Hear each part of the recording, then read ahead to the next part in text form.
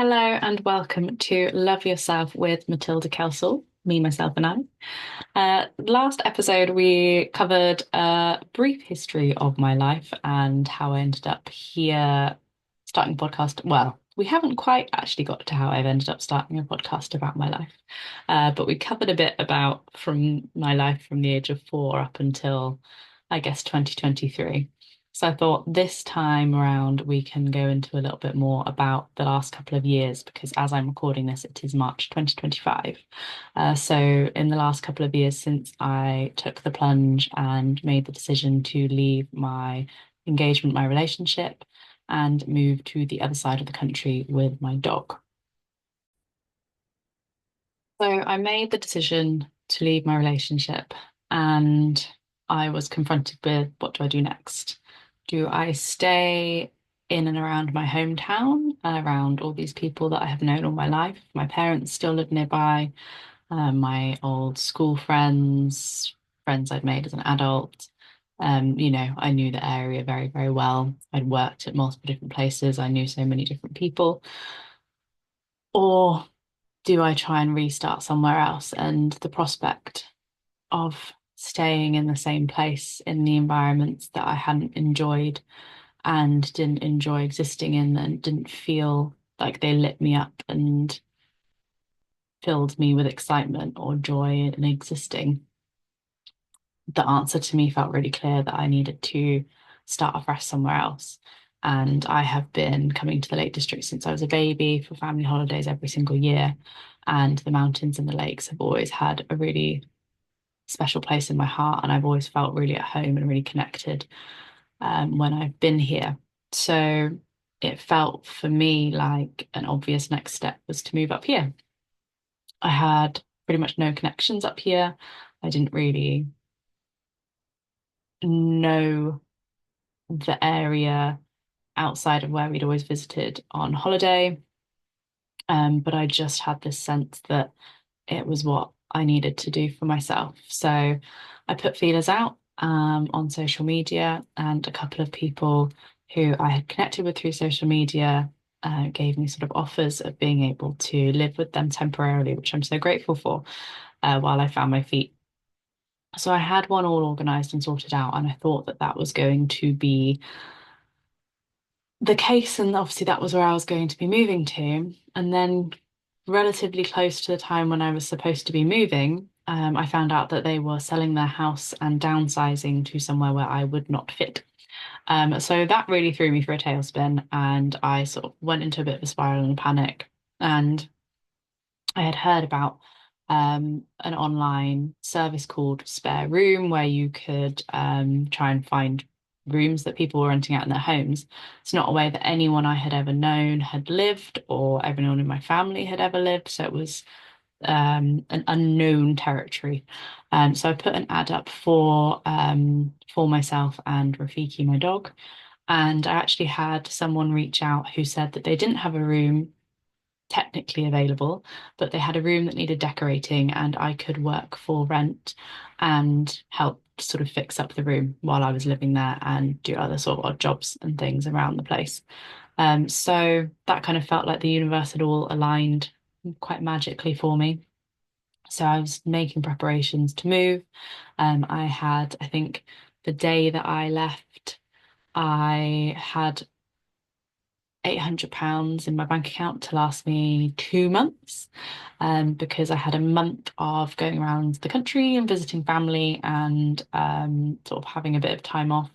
And then I had the first month of working for rent where I wasn't going to get any income until the end of that month. So I managed to make £800 last for 2 months, which I was quite proud of myself for.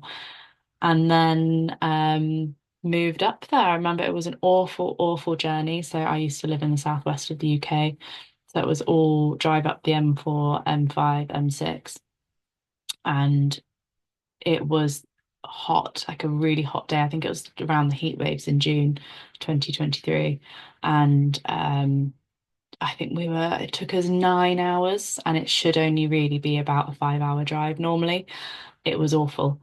And it felt it felt like a bit of a premonition. I was like, oh no, what have I done? But we made it there and it was all okay. It was a very strange environment, the first house that I lived in. Not only because the fact I'd never lived in a shared house before and I was suddenly sharing a house with five strangers, but there were many other aspects to it too, which I will go into another time. This is more of an overview of the last couple of years rather than a deep dive into some of those experiences. So I moved in there and started getting settled. Was working for rent, so I was in the house a lot. But I made sure that I spent a lot of time going out into the Lake District and going on walks and going on lakes. And it was so beautiful. I had such an incredible summer. I didn't really make any friends or connect with anyone, but it was actually just so beautiful to have probably, I'd say, about 3 or 4 months of just being by myself with the dog. And it was really wonderful and really healing and has instilled a deep sense of love for being by myself and just being by myself in nature. I really, really love it. So I'm really grateful for that time in my life, actually, of that kind of isolation because it was actually really healing and helpful for me. So, and then I went to my first ever moon circle, well, my first ever moon circle in Cumbria, and that has opened my world up completely. And I've met an incredible group of women and connected with women in a way that I never felt like was possible, with a deep sense of unconditional love, which has been really, really beautiful.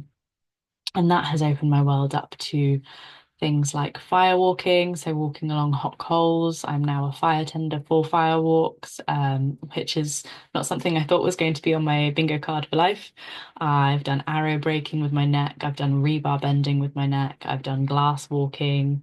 I've been for a hike in the snow at sunrise up a mountain. I have been for a dip in the lake while it's been snowing and been floating on my back while snow falls on top of me. I've just had the most incredible experiences. I've made such beautiful connections with so many beautiful people, and I have managed to work through so many things that I didn't know if ever would be possible to work through. Like I've always been the person that had it all together, and that's been I've always been the person that's been okay, and that's really hard in and of itself because it makes you feel like, or at least it made me feel like I couldn't admit when I wasn't okay because there was an expectation for me to be okay.